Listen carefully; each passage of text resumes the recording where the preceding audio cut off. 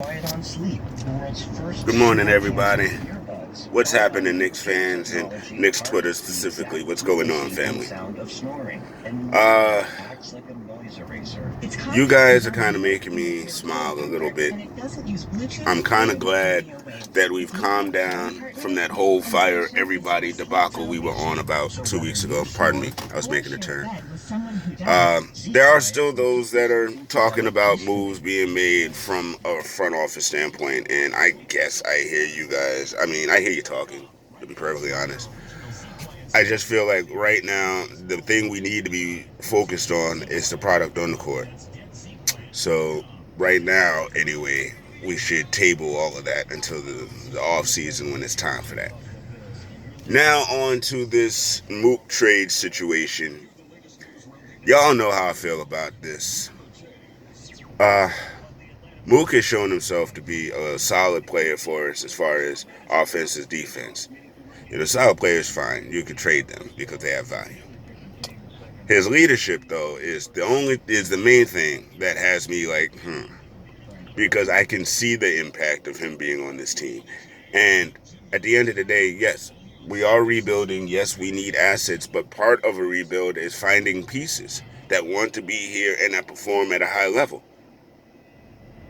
I know it's words, and I know it's early and it could very well be negotiating tactics and stuff, but his words are right there, and his actions on the court are right there.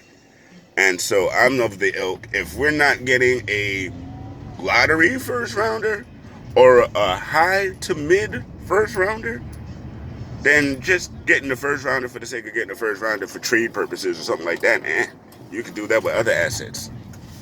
And I literally feel that way. You could do that with other assets on this team.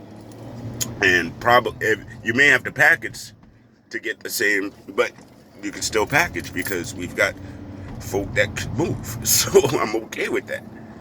I guess end of the day, being that he's a free agent anyway in the offseason, it really comes down to what he wants to do with his career. Because he can say all these things, and then all the options would be there for him in the offseason, and then he either turn us away for a bigger bag or come to us wanting a huge bag. And we may not be in a position to give that bigger bag come this offseason. So this is a funny time right now. Because we see a guy bleeding blue and orange, and it's been a minute, so we love that. We see a guy grabbing up the other guys and talking to them and getting in their ear, and we love that. But we also know that the rebuild doesn't stop right now. So I get it. I get both sides, guys. I do. End of the day, whatever is best for the team. That's how I feel. If he is best for the team, then we keep him, regardless to what can come, because we'll have figured out how to maneuver all of that. And if getting assets right now is better for the team, and perhaps he can come back later like that Yankees deal and that folk were talking about yesterday, then we'll see.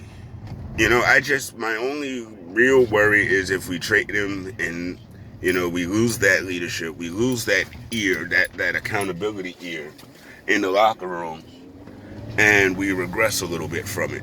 But at the end of the day, these are all grown men, and kids grow up, and it's time for some of these kids to grow up. All right, I'll holler at y'all in a bit.